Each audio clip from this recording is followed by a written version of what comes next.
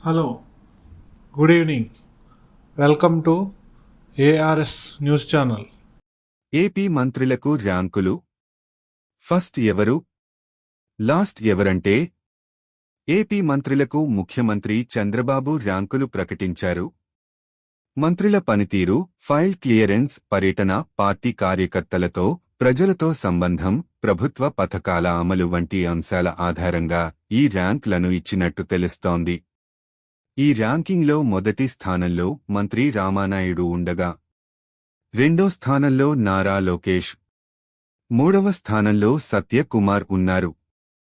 ఇక చివరి స్థానంలో కొల్లు రవీంద్ర అచ్చెన్నాయుడు, పయ్యావుల కేశవ్ ఉన్నారని సమాచారం. ప్రస్తుత ర్యాంకింగ్స్లో 1వ స్థానం మంత్రి రామానాయుడు, 2వ స్థానం నారా లోకేష్, 3వ స్థానం సత్యకుమార్, 4వ స్థానం అనిత, 5వ స్థానం నాదెండ్ల మనోహర్, చివరి స్థానం కొల్లు రవీంద్ర. అంతేకాకుండా నియోజకవర్గంలో మంత్రులు ఎంత ప్రభావం చూపిస్తున్నారు, ప్రభుత్వ పథకాలను సమర్థవంతంగా తీసుకెళ్తున్నారా, ప్రతికూల పార్టీ వ్యూహాలకు కౌంటర్ ఇచ్చే సామర్థ్యం వంటి అంశాలను కూడా పరిగణలోకి తీసుకున్నట్టు తెలుస్తోంది. సీఎం చంద్రబాబు అభిప్రాయం ప్రకారం ర్యాంకింగ్ ద్వారా మంత్రులు మరింత ఫోకస్, జవాబుదారీతనంతో పనిచేస్తారని భావిస్తున్నారు. టాప్ ర్యాంక్ మంత్రులకు ప్రోత్సాహం, తక్కువ ర్యాంక్లో ఉన్నవారికి మరింత కృషి చేయడానికి ప్రేరణ అవుతుందని అనుకుంటున్నారు. సీఎం చంద్రబాబు రేపు శనివారం కీలక భేటీకి నిర్ణయం తీసుకున్నారు. మంత్రులు, పొలిట్ బ్యూరో సభ్యులు, ఎమ్మెల్యేలతో సమావేశం కానున్నారు.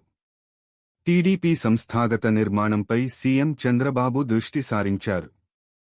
అసెంబ్లీ, పార్లమెంట్ కమిటీల ఏర్పాటుపై చర్చించనున్న సీఎం చంద్రబాబు వెంటనే పూర్తి చేసేలా సూచనలు చేయనున్నారు.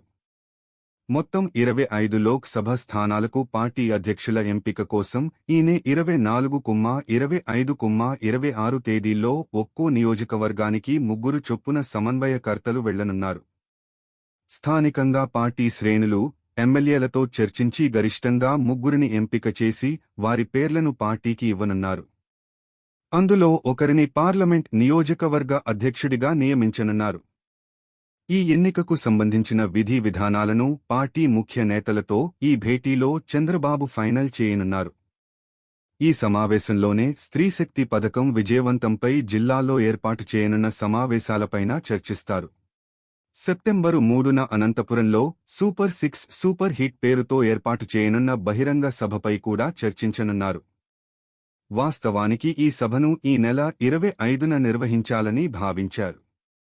అయితే మధ్యలో ఉపరాష్ట్రపతి ఎన్నిక, ఢిల్లీ పర్యటన కారణంగా వాయిదా పడింది. ఇక గాడి తప్పుతున్న ఎమ్మెల్యేల విషయంలోనూ సీఎం చంద్రబాబు సీరియస్గా ఉన్నారు. వీరిని నియంత్రించే బాధ్యత జిల్లా ఇన్ఛార్జ్ మంత్రులకు అప్పగించారు.